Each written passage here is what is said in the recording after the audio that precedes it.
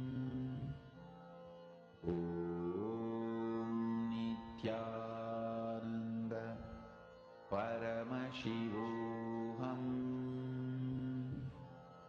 Om Nithyananda Paramashivoham.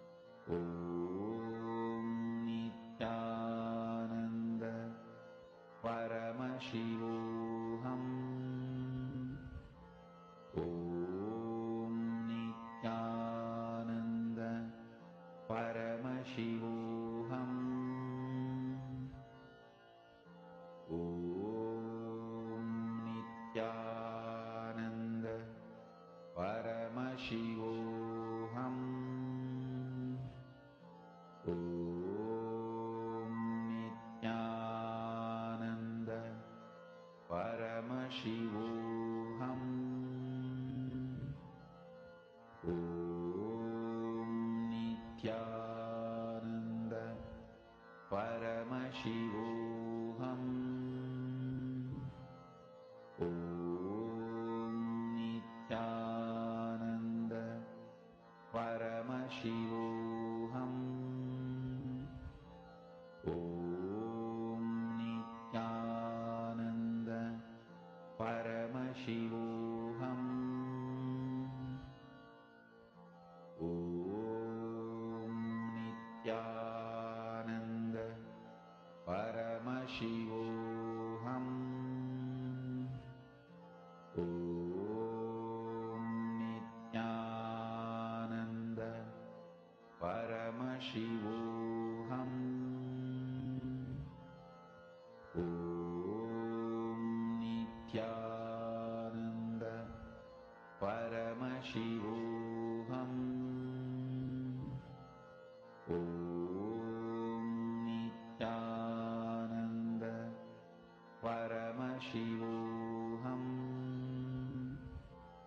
Om Nithyananda Paramashivoham. Om Nithyananda Paramashivoham. Om Nithyananda Paramashivoham. Om Nithyananda Paramashivoham. Om Nithyananda Paramashivoham. Om Nithyananda Paramashivoham. Om Nithyananda Paramashivoham. Om Nithyananda Paramashivoham. Om Nithyananda Paramashivoham. Please relax. All of you can slowly relax. Now, we're all going to be entering into the next session, a very important one, where you're going to be knowing how to alter your past to rewrite your future. Let us enter into the session.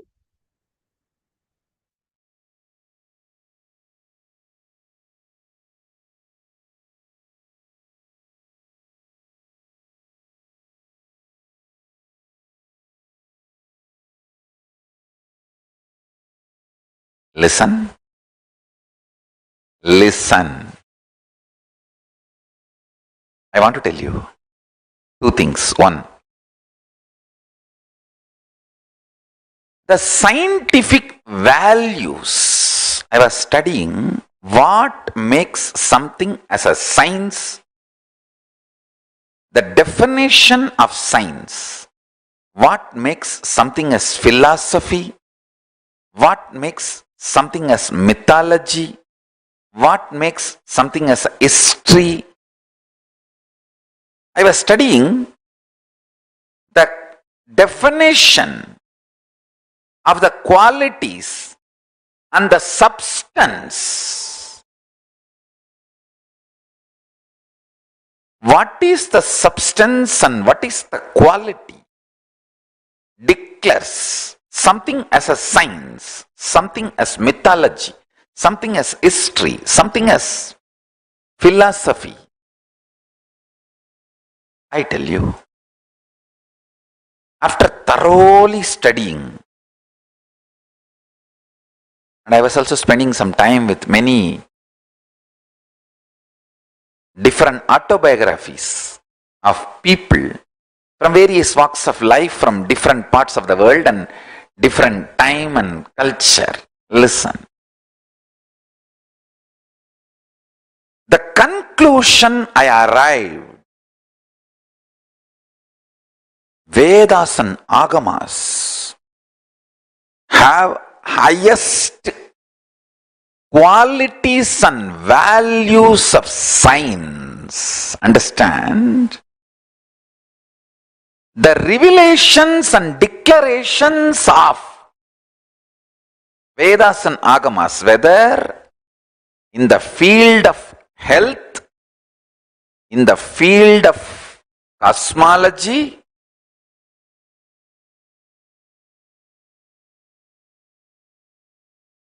from simple healing your stomach pain to knowing the whole cosmos. The revelations of Agamas have higher quality and scientific values than anything declared as science in the world. Just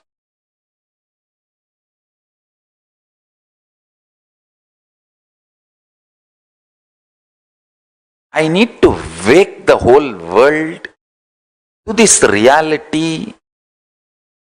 The Paramashivam, the quality, listen, the quality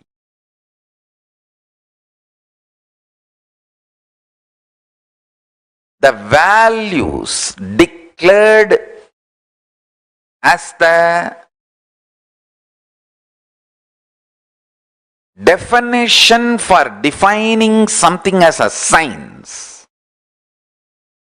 One example, that objectivity, ability to reproduce, reproducibility. There are multiple qualities of science. If you conduct an experiment, if you conduct a trial, if you observe, it should match all these scales. Only then you can call something as science. Those basic values, substance which makes science a science. If you see the declarations and revelations of the Vedic Agamic truths, what is revealed in Vedagamic truths is more scientific than anything called science on the planet Earth.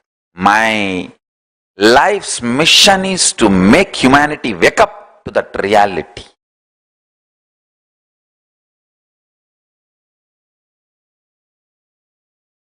The first statement I am making, past can be completely changed, altered, transformed, deleted, and made to disappear in parts or full,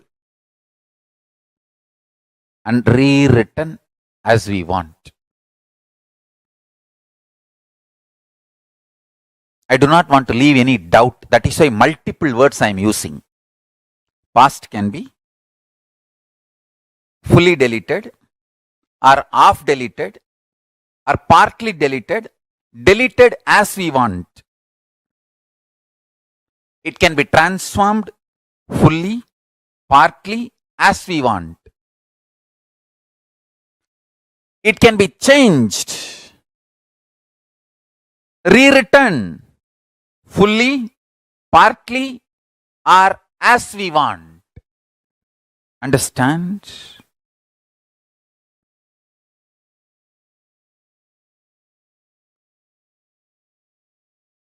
I am not talking about future. I am talking about past. Let me repeat. If you think you missed it, I am repeating. The past which you think is over, gone, that can be changed, transformed, rewritten, deleted, fully, partly, or as we want, part by part, the parts which we want. Understand?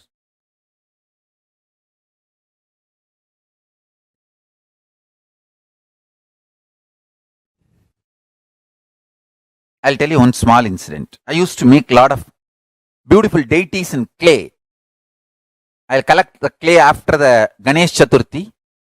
The vendors, the people who make clay Ganeshas, they are basically the traditional family of Kuyavar family. The families who make pots and sell in the village. That families, they make Ganesha during the Ganesh Chaturthi. They bring clay from their lake nearby their house and bring it to the main center of the small town. I don't want to say town. Those days it was not town. It was a small town. They bring the clay and make Ganesha and sell, and the remaining clay they just leave it and go. And the local shop owners, they feel that remaining clay is a big headache to remove. I'll go and collect all of it and start making deities out of it. So I used to make a lot of deities and keep for Navaratri and make Navaratri Utsavam. My neighbor, all my neighbors were part of larger family. So my neighbor, one of my grandmother, either they are part of the blood relatives or distant relatives or literally like a friends and same family. And neighbor, we had one of my grandmothers. I do not know how she is related to me directly or indirectly. Her name is Pattamma, we used to call, and she's a very sweet person. Her husband, one of the grandfathers, how directly or indirectly is related, I don't remember. He told me once, instead of wasting whole day making this deities on your own, just spend few rupee in the shop, you will get it and bring and keep it and celebrate Navaratri. Those days I used to be having darshan of Arunagiri Yogeshwara. I ran to Arunagiri Yogeshwara and said, my neighbor Tata is telling like this, Swamiji, what do you think? Can you tell me what should I do?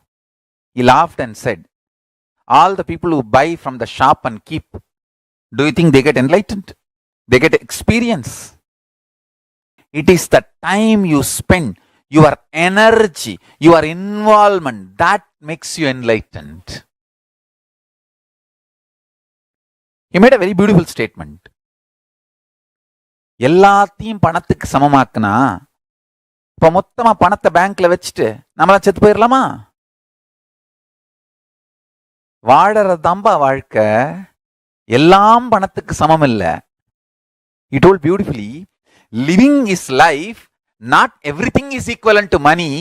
If everything is equivalent to money, we can put all the money in the bank and then die. Is that life? Understand? The click I had with Arunagiri Yogeshwara, with this teaching, he was telling, our involvement makes life. Our living makes the life. Then I realized why Parivrajaka. I used to think, those days, Paramacharya, we used to hear regularly, Paramacharya is walking from one place to another place. After 15 days, we will hear that he has moved to a nearby village. I used to think, why 15 days we have to waste by going by walk? We can hire a bicycle. Those days, the bicycles used to be hired.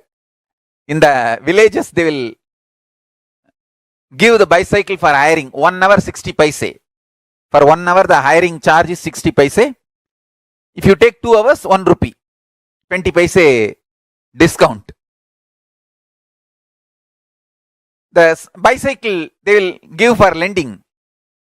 Lending bicycle used to be the tradition those days. I used to think, Even then, I never used to think that let us have a car and all that. We can just hire a bicycle for Acharya and he can bicycle and go to the next village within one day. Why 15 days wasting?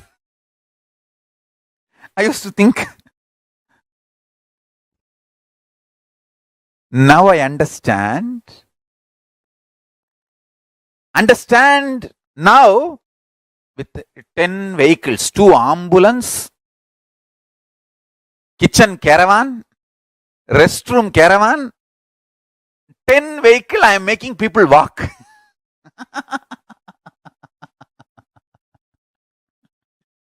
Because I know. Listen, I am making this statement very consciously.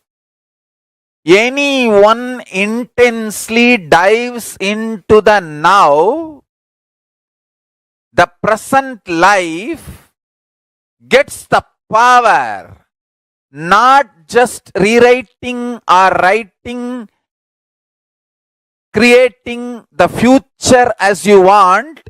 You get the power even to rewrite, delete or transform the way you want with your past also.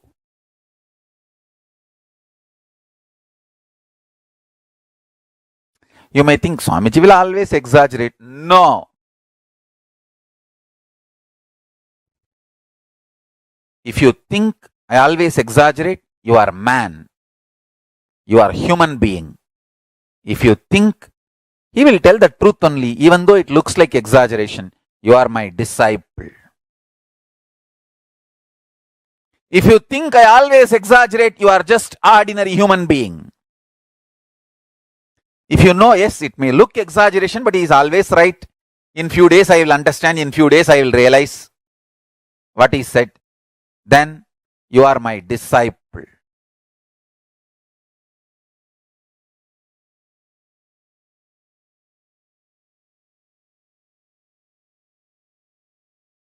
If somebody slaps you, the pain of the slapping disappears in few minutes. But the suffering that he slapped, the psychological effect, who slapped, why slapped, and all the repercussions, that continues to haunt you. Understand? That is why I am saying the matter is different and mind which perceives the matter is different. All suffering is from mind, not from matter. Matter maximum can cause only pain, not suffering. Suffering is from mind. The buddhi, decision maker,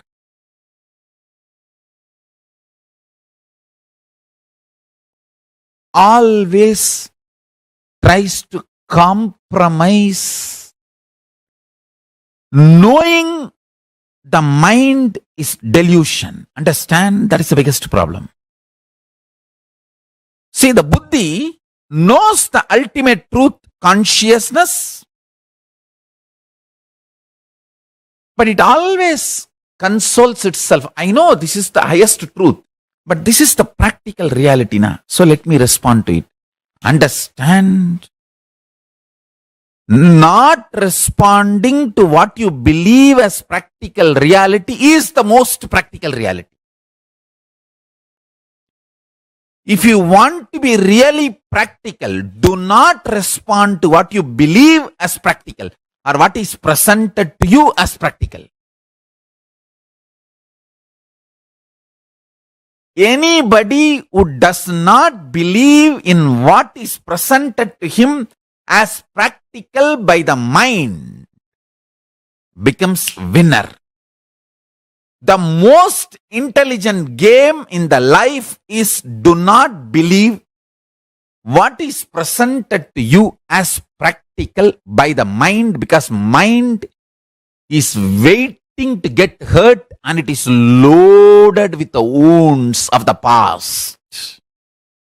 It is going to only repeat the pains of the past into the future, or make you believe the pains of the past is going to come into the future, so you can continue to be the slave of the mind. Understand, mind is like your senior subordinate.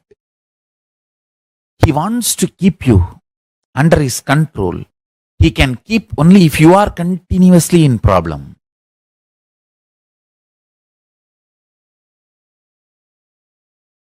So please listen.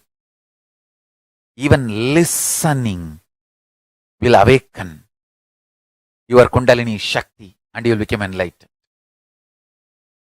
Kala is the dimension of the universe. In this dimension of existence, matter becomes energy. Energy becomes matter. Matter and antimatter nullifies each other and again becomes energy. All this happens just by will, without any effort. In this space of Kala, universes, multiverses, big bangs, black holes, planets, suns, moons, stars appear, exist for zillions of years, yugas, and dissolve simultaneously, spontaneously, without time gap chronologically. In now.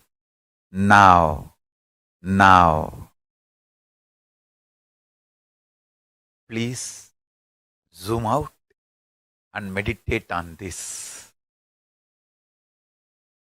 Understand?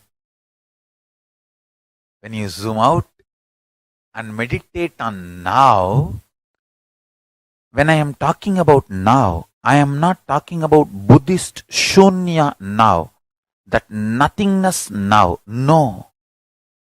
I am not against Buddhism. I am not disrespecting Buddhism. Please understand. But I am not talking the Buddhist nothingness now. No. I am talking Hindu Purnatva now. In Hinduism, now, present moment is the time where your consciousness meets Kala, where Kala enters your consciousness. So, in this now, universe's race exists for zillions of yugas and dissolve without time gap chronologically. It hurts our brain. How can it exist zillions of years? And the next statement Swamiji is saying, no time gap. I wanted to tell you, the idea of zillions of years, trillions of years, billions of years is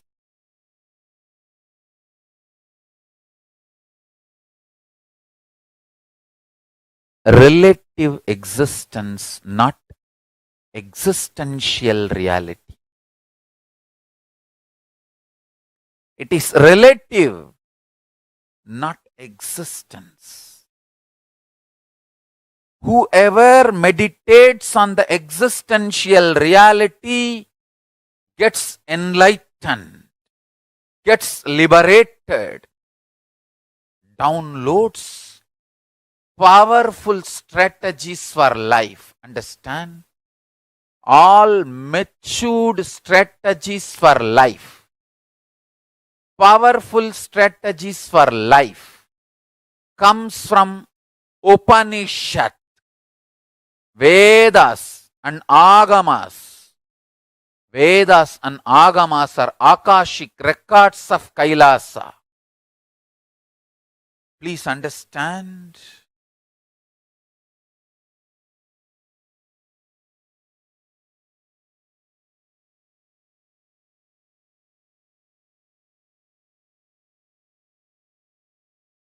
Paramashiva is revealing all these great truths to the world.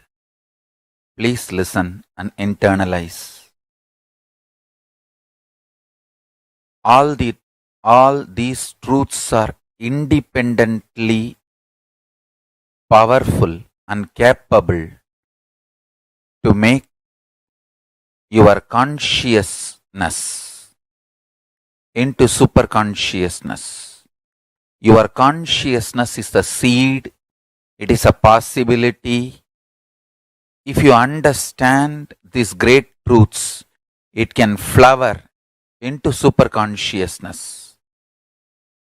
The seed is waiting to flower to achieve its completion and fulfillment. Listen and cognize these truths. You will achieve completion and fulfillment, ultimate enlightenment. Listen. The first truth.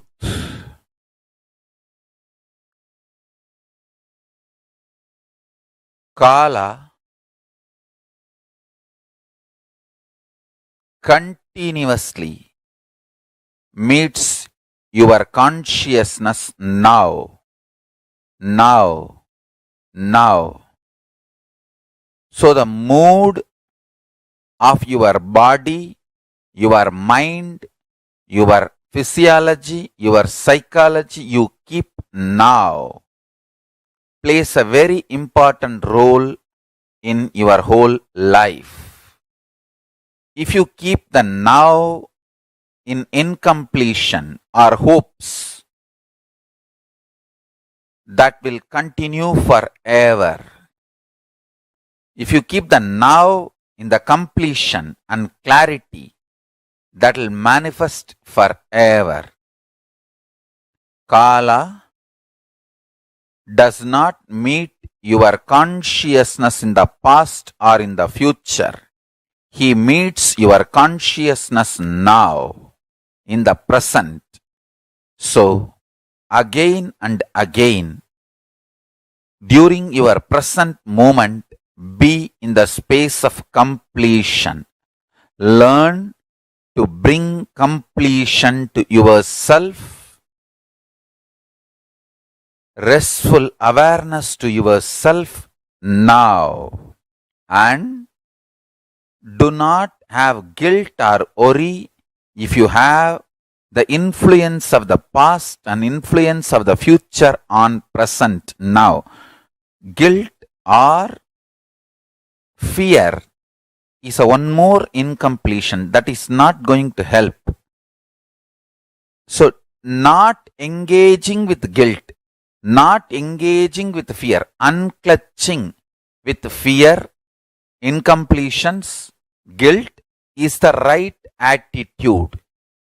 Understand the official attitude towards incompletions, towards guilt, towards fear is unclutching, and all the further manipulation of fears, if you unclutch, life will become worse. All those fears are manipulation of fears. All those multi-level fears do not have the real existence. They are delusion. Constantly invading your inner space to destroy the possibility of enlightenment. Please understand. Anyone who comes to simple awareness stops behaving agitated, immature, rough, like multiple personality, all this layered fears, fear, guilt, powerlessness, incompletion are layered. Please understand, this is the Deva Rahasya. They all do not have influence over your present moment. This present moment, you meet the consciousness. Consciousness meets Kala directly. So, any practice you do in the present moment, for example, you declare completion.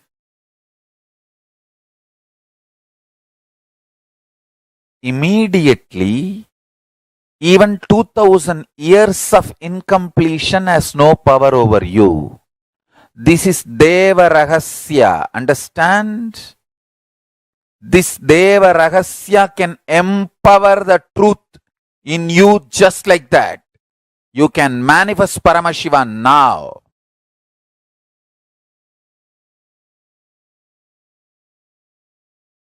Hinduism not only claims, it declares, not only the future can be built as you want, the past can be altered as you want.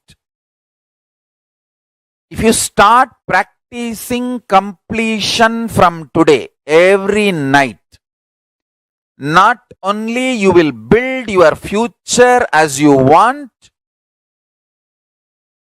I give you the power to change your past as you want. Start practicing completion intensely, sincerely every day, you will understand. Building the future as you want is possibility. Changing the past as you want is power. Understand? Building the future as you want is a possibility. Changing your past as you want is power. This power and possibility, both possibility to build the future, power to change the past, both starts manifesting in you when you start doing completion intensely every day.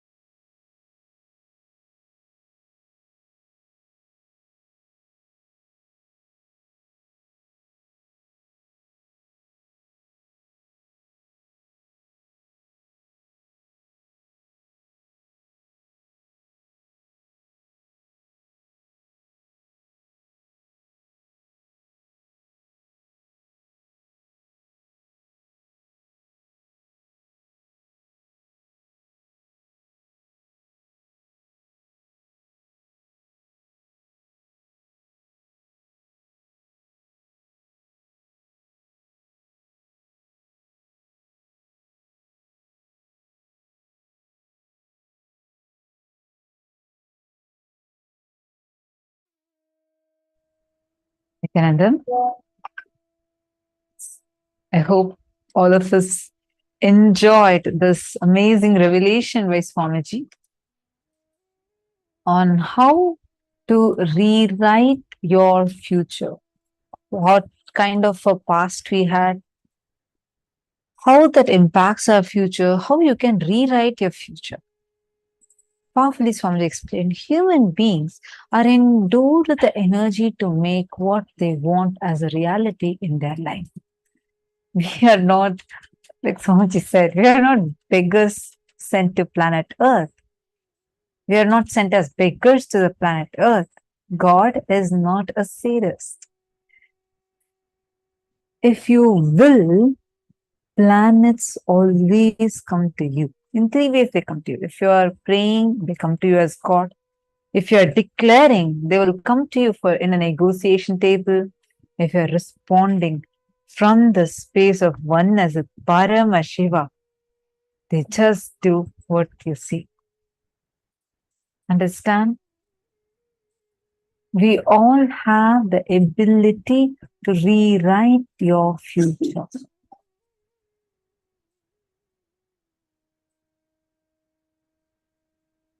You're going to plan your future from the space of Paramashiva. I request you all, if any of you have any question, or you do not know something, how you can get rid of something, feel free to share it. Maistak has asked a question: how to get rid of allergy due to feathers? Okay. I'm using it as weather getting cold. Okay. When I use it, I wake up with stuffy nose and puffy eyes. How can I complete it? See, there are few things, Ma. The way how in our biomemory level, we believe that these things have certain properties. All that you need to be careful with. But whether your body is going to react to it or not, you have to train your body. Completion technique. It's not just the completion relieving process alone. Like, for example, this is going to cause a allergic reaction for you.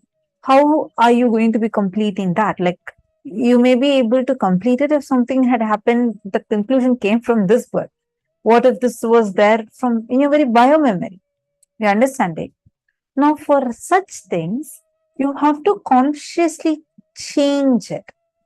Take the respective actions required, or if something, see, in your particular example, you can see logically what are the actions that you could take to prevent that as your body is reacting to it. Second, talk to your body.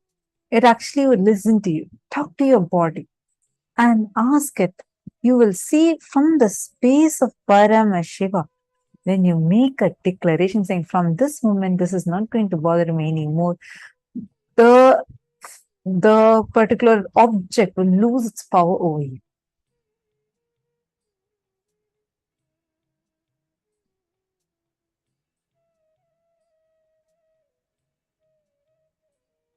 Now, how many of you understood about rewriting your future? Take a moment and please post here. What did you understand?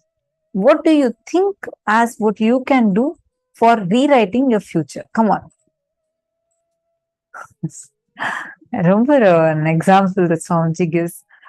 Swamiji says, actually, this is an example that Ramakrishna Paramahamsa used to give. If there is filth and there's a bowl of rice, if there is, let's say, there is, shit and this rice, if a fly goes and sits on this, comes and sits on this, goes and sits on this, comes and again sits on the rice, does this 100 times, will you be able to eat this rice? No, right? It sounds funny when we hear this. But that's exactly what we do with our life. We go back to our past, get some of it, and add it to our future. get some of it, add it to our future. And we expect our future to be different. Understand? You are constantly creating your future by taking some past and adding it to your future and expecting future to be a completely new dish.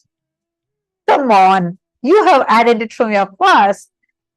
You have to see how you are adding constantly a past reference to your future and manifesting your future exactly like your past. That's why we have many incidents that feel very repetitive.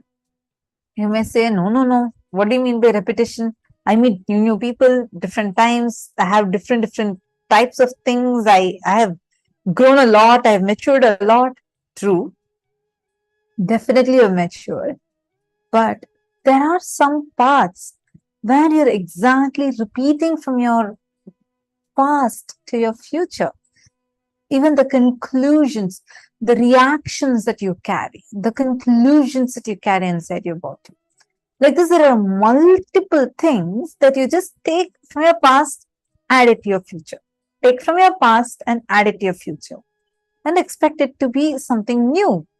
Someday, something will happen and everything will become all right. Till then, I just need to bear with my mother-in-law. You are projecting your math teacher on your mother-in-law and you expect that, oh, someday she will change. It's not her. Here, you are the person who's projecting it.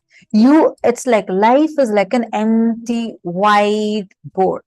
How you take a projector and project on the whiteboard for seeing the images, or white wall, white screen to see the visuals.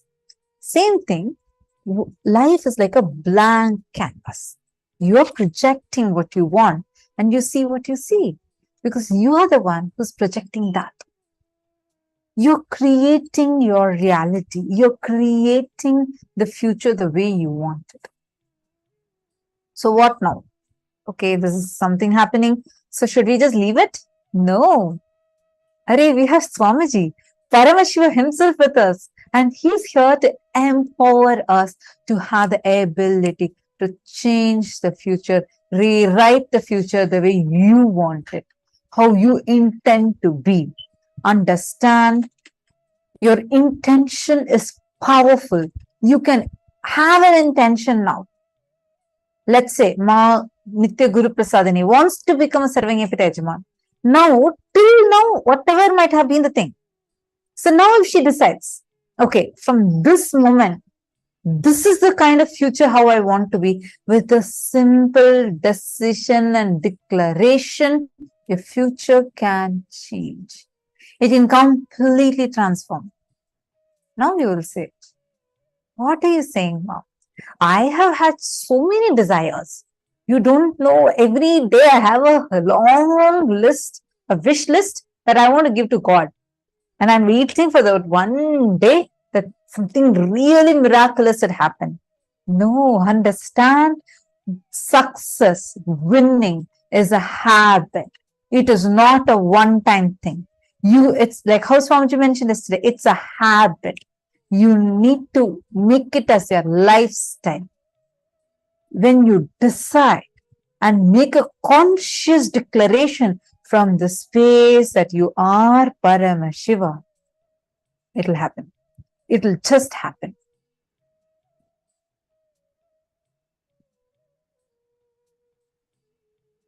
Okay, a beautiful question.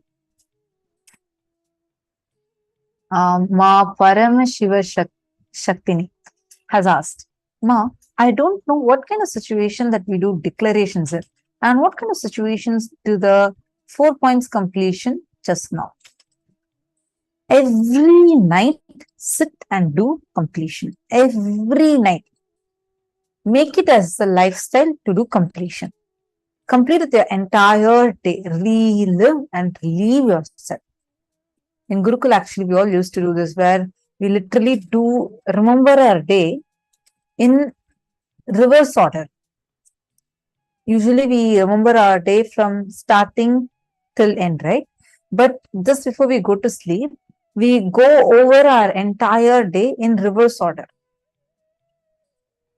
actually that will make you so much more conscious, and you'll actually see what all are the thought currents you had, and we'll relive and complete with those. If any powerlessness is there, we'll actually complete with those. It's very powerful process. Try it and see. In every time your past is able to influence you, see, if your past is having an impact over you, your present, in such situations, sit and do the completion. When you start doing completion regularly, you will understand. At one point, you'll feel like my decision is enough. I can just tell myself unclutch or complete.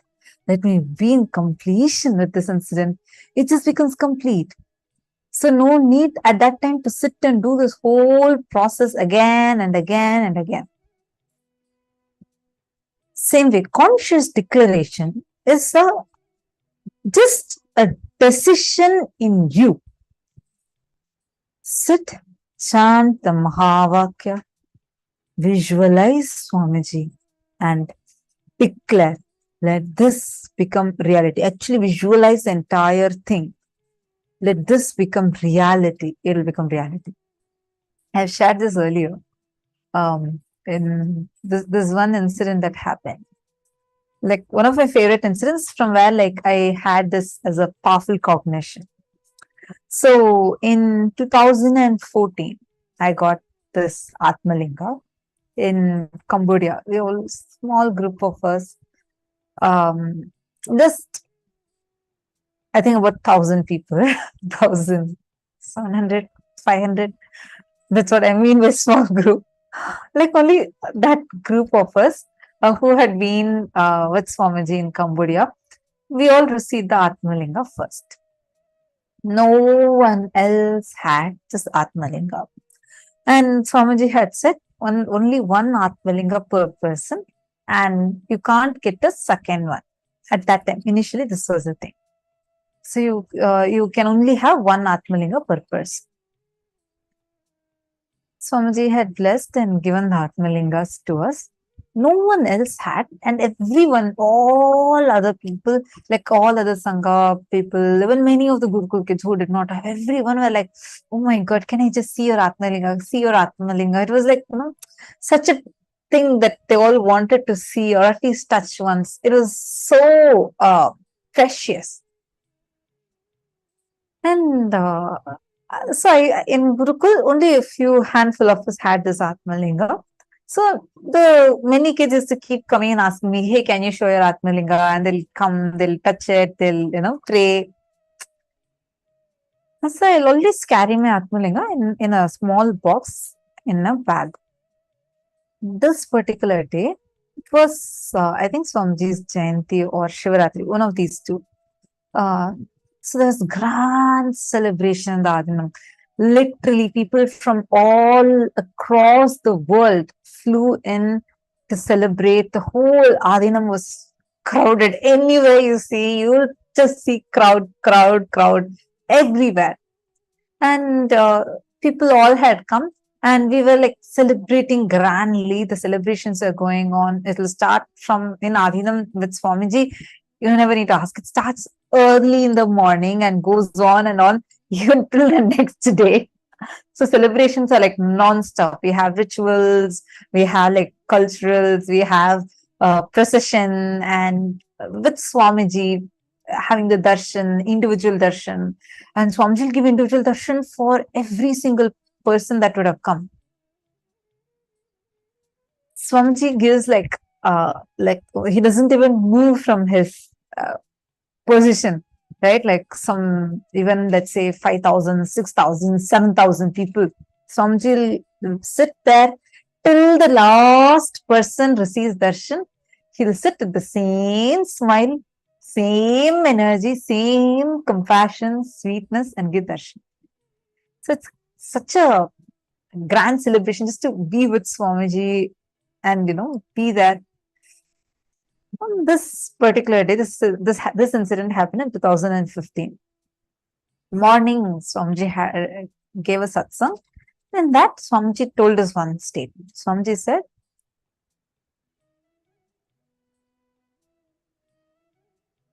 just make a declaration, even mechanically, if you declare that if I am Mahadeva, let this happen. Just to show you the declaration is true and you are Paramashiva, you are Mahadeva, Paramashiva will just rush and make what you want happen.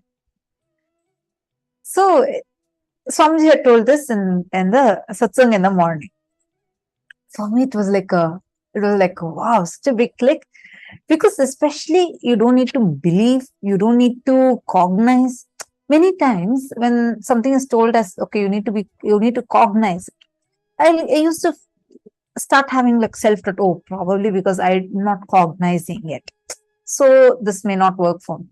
Like this, many of us struggle. Swamiji made even that redundant. He said, even if you mechanically just say it as words, you don't even need to have any belief or anything in it. Just mechanically say, if I am Paramashiva, let this happen. Then it will happen. So it was like a click, and a few of us, brothers and all of us, were like discussing and going. That evening, we had Rudrabhishekam. So in Adinam, we have a huge pond, a healing pond with 21 feet tall Shivalinga made of Navapashana, 9 different poisons mixed in the right proportions to make the most powerful medicine. And like it's so powerful that if you pour milk for Abhishekam, for normally milk, especially when it's outside, it will get spoiled within 1 day, 2 days. But this milk will last even for a week or more without getting spoiled. That level, the whole place is so powerful that even milk does not get spoiled. Like understand and see what kind of a healing energy this has. And it is surrounded by 10,008 smaller Shivalingas, where like all of us sit and offer the puja, Abhishekam. So we all were doing the Rudrabhishekam. I had taken out my Atmalinga, kept it on the bigger Shivalinga, and I was also doing the puja, did the Abhishekam, and everything else I had packed. I don't know, somehow, I think I missed my Atmalinga within that itself. I packed everything and put it in my puja kit, like all the Guru Padukas, everything else. And then we left from there for the procession.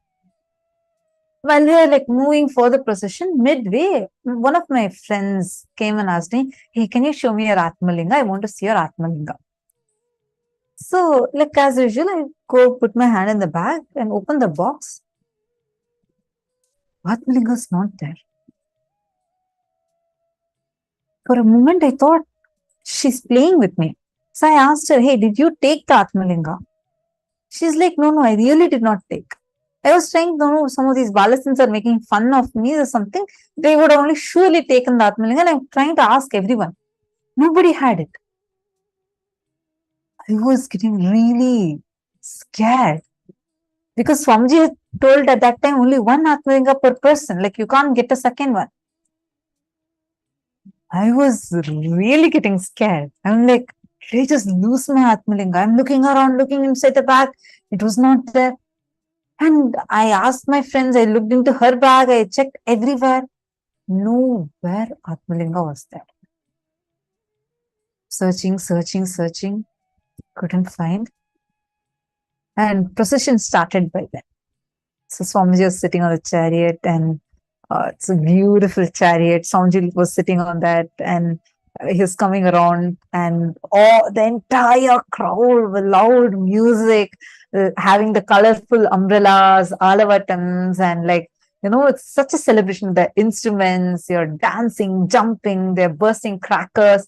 It's like at least 2 hours the procession, or I think more than that. It'll be such a grand, long procession. Everyone will be dancing the kirtans and coming. It's really like you will never see such grand celebration anywhere. It will be whole group, like all the thousands of people will be jumping and dancing. And Swamiji will be in the middle, and it'll be such a feast for all of us to just enjoy it. Then my heart was like racing. I didn't know where my Atmalinga was. I need to get it right now. Then one of my friends told, did you pack it along with your puja kit? Did you pack it? I checked in my puja kit bag. It was not there. Nowhere it was there. Then I thought probably I missed it in the Vaidya Sarovar. So, means the place where we did the Abhishekam. So, me and my friends, we went there and tried checking. But by the time we went, already a group of volunteers had cleared up that entire area. So, there was nothing, not even a single flower was left behind. I was feeling really, really scared, sad. Like I wanted it, so desperate to get it. All kinds of emotions are happening in me. Just then I remembered what Swamiji had told in the morning satsang. So I said, Swamiji said, when mechanically if I declare that if I am Paramashiva, let this happen, it should happen. So I said, I am declaring. I called a few of my friends also in front. I said, all of you are a witness. I am making a declaration now that if I am Paramashiva and if everyone around me are Paramashiva, by tomorrow morning, 8 a.m. sharp, 8 a.m. Indian Standard Time, sharp, I want my Atmalinga in my Atmalinga box, exactly the way how I'll keep it. And I made the declaration. I was so sure, see, Swamiji has told it will definitely happen. I was more curious as to how it's going to happen. And that whole night, I remember, I think this is Jayanti day, if I'm not wrong. Swamiji's Jayanti day.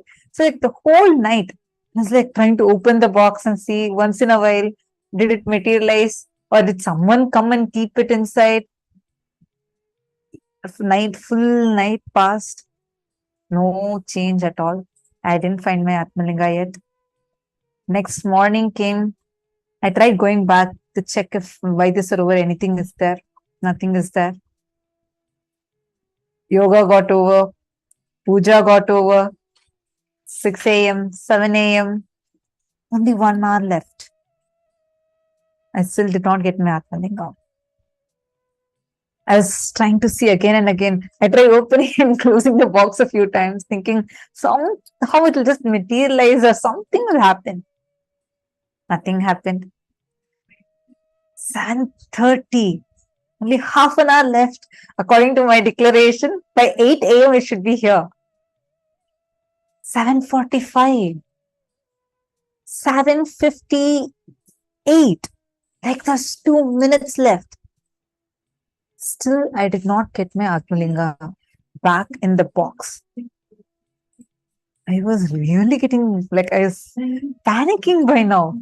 Swamiji has told, so it has to happen. And there's like only 2 minutes left. And I need Atmalinga, it should be inside.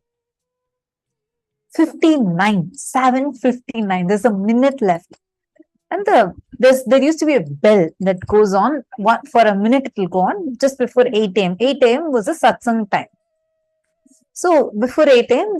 there is this, for almost a full minute, one bell will be ringing in the meditation hall. It will be like tin, tin. So that sound started. Really, I was like getting really, really panicky now. My thing was by 8 a.m.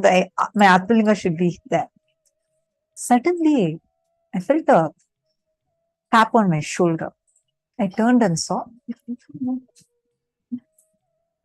a random lady. She was a devotee, and I didn't know her. She came and asked me. She came and asked me, "Ma, is this yours?" And she gave me my Atmalinga. It was 7:59. It was 7:59. She gave me my Atmalinga. And I couldn't, like, I was shocked. Like, I had no idea who she is. And no one except for few of my friends even knew my Atmalinga was missing.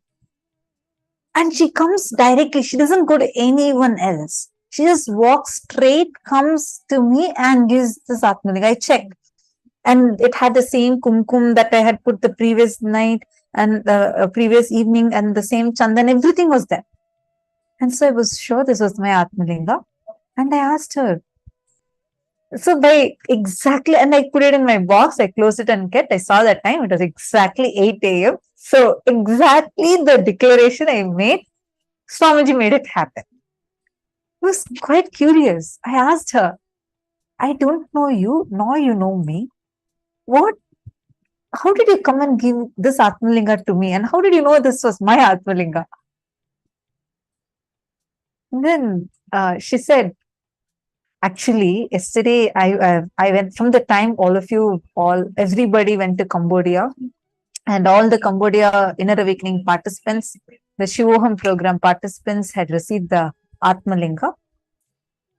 I was praying to Swamiji that I somehow need an Atmalinga. I also want to have an Atmalinga. So when I was cleaning the Vaidya Sarovar yesterday, I saw that this Atmalinga was there on the Shivalinga. So I thought how nice it is. I thought an Atmalinga was materialized for me. So I took that Atmalinga with me and I was keeping it. I was so happy thinking this Atmalinga is going to be mine from now. And she had taken that with her and she had gone to her room. And it's in the morning. She said she was still asleep. And she suddenly got a dream of Swamiji. And where Swamiji shows her my face and tells her to come and give Atmalinga to me. And that is why she immediately rushed. She just got ready and rushed. And exactly as per the declaration, just before 8 a.m., she came and gave my Atmalinga. And I still have it. And this is that same Atmalinga, and I still have it. See, this one incident for me, it was not anything else. That one declaration, mechanically, no some powerful cognition, no some visualization, nothing I did. One thing, Swamiji told in the morning satsang, even if you mechanically declare, he will make it happen. Just to make us realize that, oh, you are Paramashiva. See the extent to which he goes. He goes even to another person's dream, gives a darshan there and tells him just to make one declaration of yours to become reality.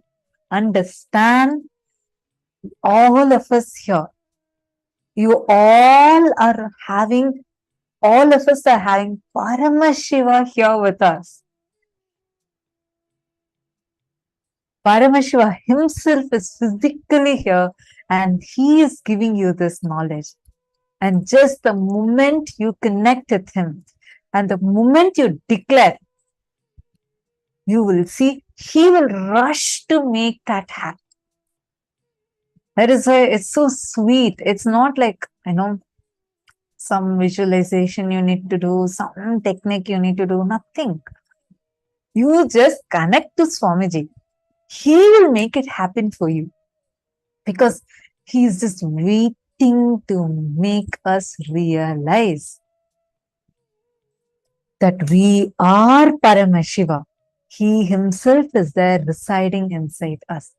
Just the moment, honestly, I can tell all these cognitions now, but for me at that time, when I wanted it, right, like I needed my Atmalinga back, that was the only thing running in my head. And like I knew Swamiji told in the satsang, so definitely, like if I do, it will work. But see, even if Swamiji had made it happen by Swamiji had manifested the Atmalinga by evening or even by night, it would have been a great, amazing experience. But he waited till the last minute because I declared saying 8 a.m. So he waited till 8 a.m. till that last minute. All kinds of fear, that panicking, everything, all drama happened inside. He just waited, played, and at last just showed, hey, I am here. Here I am manifesting it for you. Understand, same thing, even in your life. Many times you will feel like, oh God, like someone was saying the other day, oh, I have asked this boon and I'm waiting for this boon to happen. Be very clear. It is He who is playing with you. And look, because that became so special. Now what? It's almost 10 years, going to be 10 years. But still, that incident is so like vividly there inside. And this happened almost 10 years back. But that experience so strongly, it is there inside. Because that is the compassion of Paramashivam. He just wants to show to us that he is there for us. It is he who's playing this whole thing. Whenever any tough time comes, your incompletion you're facing, you're not able to face something, just remember this. It is Paramashiva doing this whole play in your life. Swamiji is doing the whole thing. He is just doing his Leela. Otherwise, see, every moment, whenever everything is happening nicely, we don't ever even understand or remember Paramashiva is doing all this. Only when problems come, immediately we point our fingers saying, oh, look, why God is giving me all this. That is why the more, like I always feel, oh, this whole play he is just giving just so that when he just manifests for us, we understand how he is manifesting for us and the compassion of Swamiji, the compassion and love that he has for us and how he is manifesting for us. So I hope I answered your question. Just your conscious declaration is connect with Swamiji, and anything you declare consciously, it will just manifest for you.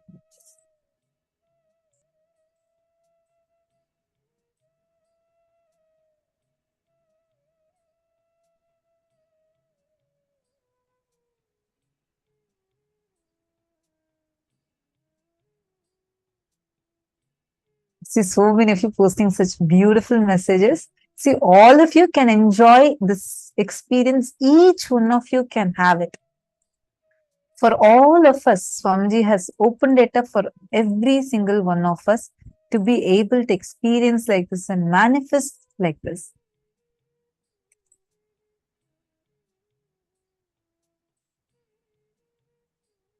Okay, now let's all move to the power manifestation now.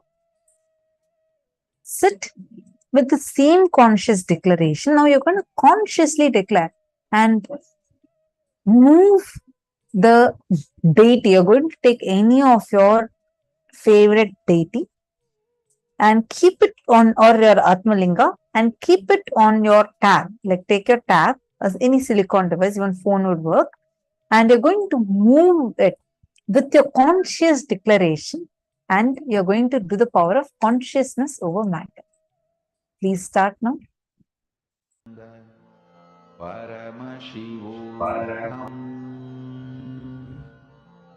Om